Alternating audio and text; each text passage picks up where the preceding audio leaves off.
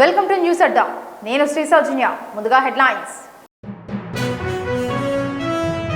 తమిళనాడు విరుదునగర్లోని బాణసంచ ఫ్యాక్టరీలో భారీ పేలుడు. 2027 నుంచి కొత్త కేఫ్ నిబంధనలు.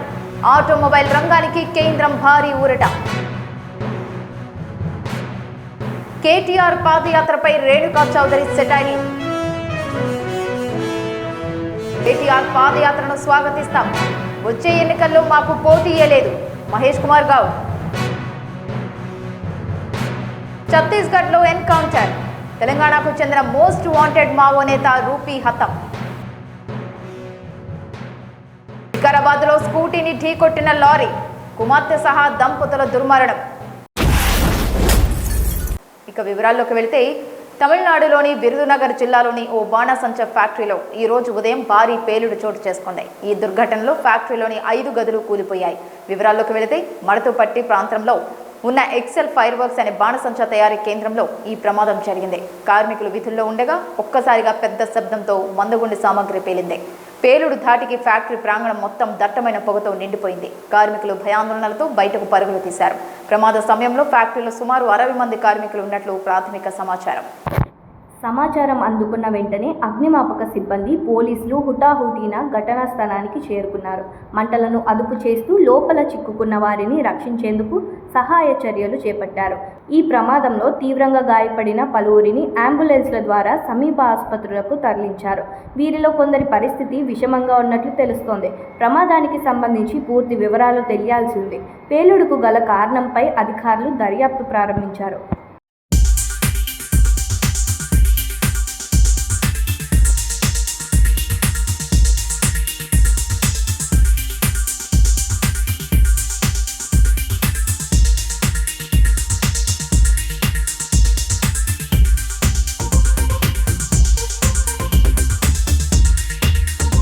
దేశీయ ఆటోమొబైల్ పరిశ్రమకు కేంద్ర ప్రభుత్వం భారీ ఊరట కల్పించింది. 2027 నుంచి 2032 మధ్య కాలానికి వర్తించే కార్పొరేట్ యావరేజ్ ఫ్యూయల్ ఎఫిషియన్సీ నిబంధనలను సడలిస్తూ కొత్త ముసాయిదాను విడుదల చేసింది. బ్యూరో ఆఫ్ ఎనర్జీ ఎఫిషియన్సీతో సంప్రదింపులు జరిపి విద్యుత్ మంత్రిత్వ శాఖ సవరించిన ముసాయిదాను సిద్ధం చేసింది. గతంలో ప్రతిపాదించిన కఠినమైన లక్ష్యాల స్థానంలో దశలవారీగా నిబంధనలు కఠినం చేసే విధానాన్ని ప్రభుత్వం ఎంచుకుంది. కేఫ్ 2027గా పిలిచే ఈ కొత్త నిబంధనలు 2027 ఏప్రిల్ 1 నుంచి అమల్లోకి వస్తాయి. 2032 ఆర్థిక సంవత్సరం వరకు క్రమంగా వీటిని కఠినతరం చేస్తారు. దేశ వాతావరణ, ఇంధన లక్ష్యాలకు అనుగుణంగా ఆటోమొబైల్ రంగాన్ని తీర్చిదిద్దే ప్రణాళికలో ఇది 3వ దశ. గతంలో 2025 సెప్టెంబర్లో విడుదల చేసిన ముసాయిదాతో పోలిస్తే తాజా ఫ్రేమ్వర్క్లో కంపెనీలకు మంచి వెసులుబాటు కల్పించారు. కొత్త ముసాయిదాలో ఉద్గారాల లెక్కింపునకు సంబంధించిన ఫార్ములాను మార్చారు. దీనివల్ల గతంలో ప్రతిపాదించిన దానికంటే వాహనాలు కొంచెం ఎక్కువ ఇంధనాన్ని వినియోగించుకోవడానికి వీలు కలుగుతుంది. బరువైన వాహనాలకు గతంలో ఉన్న ప్రయోజనాలన్నీ తగ్గిస్తూ అన్ని రకాల వాహనాలకు దాదాపు ఒకే విధమైన నిబంధనలను తీసుకురావడం ఈ ముసాయిదాలోని మరో ముఖ్యమైన అంశం.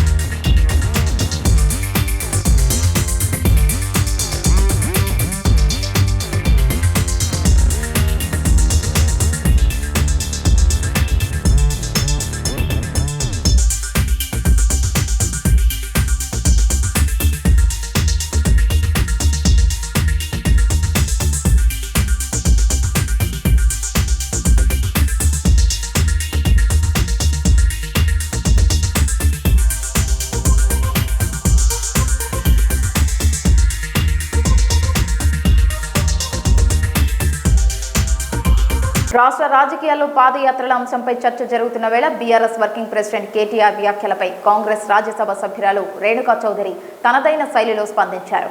2027లో పాదయాత్ర చేపట్టనున్నట్టు బీఆర్ఎస్ వర్కింగ్ ప్రెసిడెంట్ కేటీఆర్ ప్రకటించిన సంగతి తెలిసిందే. కేటీఆర్ పాదయాత్ర చేస్తాను అనడంపై కాంగ్రెస్ పార్టీ రాజ్యసభ సభ్యురాలు రేణుకా చౌదరి సెటైర్లు వేశారు. పాదయాత్ర చేస్తే ఆయన ఆరోగ్యానికి మంచిదేనని వ్యాఖ్యానించారు. పాదయాత్రే కాదు, పరిగెత్తే యాత్రలు చేసినా కాంగ్రెస్ పార్టీకి వచ్చే నష్టమేమీ లేదని ఎద్దేవా చేశారు.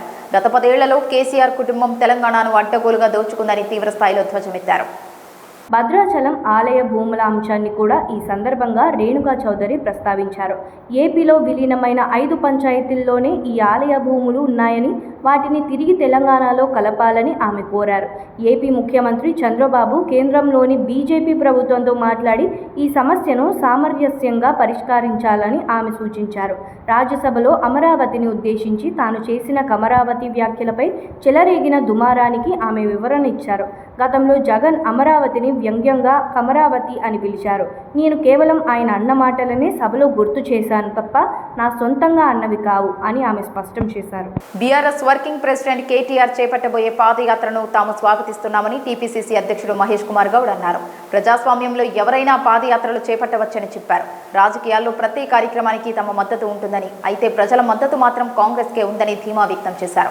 వచ్చే ఎన్నికల్లో కాంగ్రెస్ పార్టీకి సరైన పోటీదారులే లేరని, బీఆర్ఎస్ మళ్లీ అధికారంలోకి వచ్చే అవకాశం లేదని ఆయన జోస్యం చెప్పారు. బీఆర్ఎస్ పేరు మార్చినా లేదా బీజేపీతో కలిసి పోటీ చేసినా కాంగ్రెస్ జైత్రయాత్రను అడ్డుకోలేరని మహేష్ గౌడ్ వ్యాఖ్యానించారు. గత 10 ఏళ్ల బీఆర్ఎస్ పాలనలో రాష్ట్రం విధ్వంసానికి గురైందని, ముఖ్యంగా సింగరేణిలో జరిగిన అక్రమ ఒప్పందాలు, అవినీతిని కార్మికులు ఎన్నటికీ మర్చిపోరని మండిపడ్డారు. బీఆర్ఎస్ పార్టీకి రాష్ట్రంలో పునరుజ్జీవం పొందే శక్తి లేదని ఆయన ఎద్దేవా చేశారు.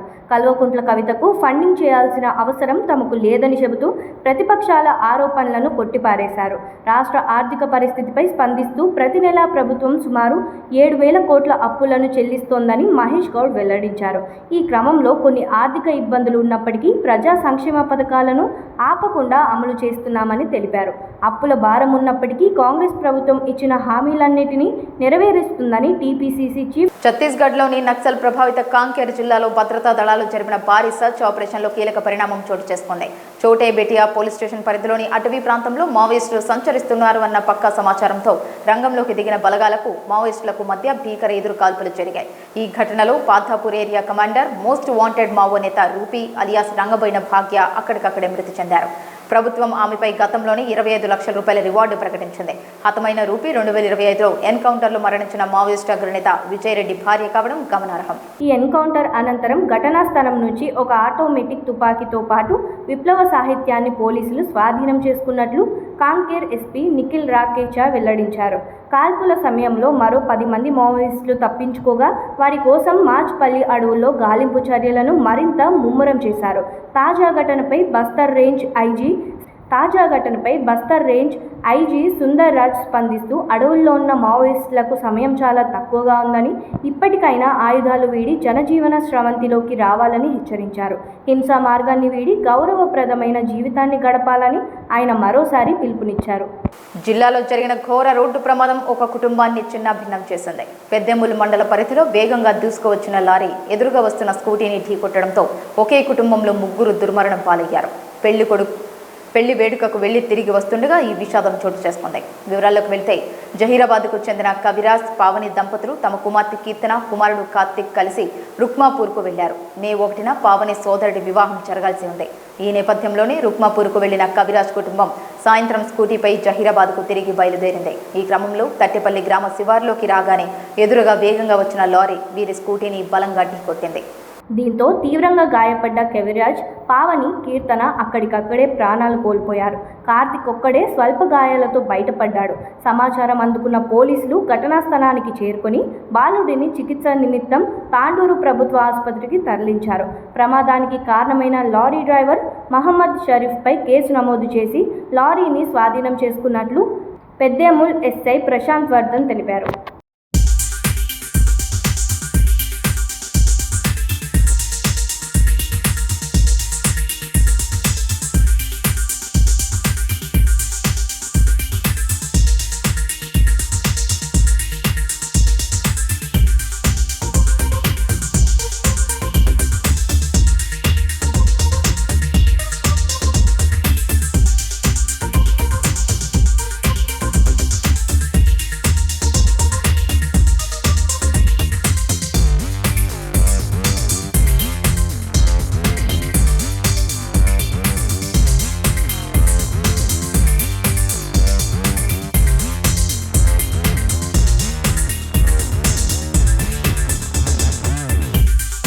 ఇవి ఇప్పటి వరకు ఉన్న బులెటిన్ అప్డేట్స్. మరొక బులెటిన్తో మళ్ళీ కలుసుకుందాం. అంతవరకు సెలవు, నమస్కారం.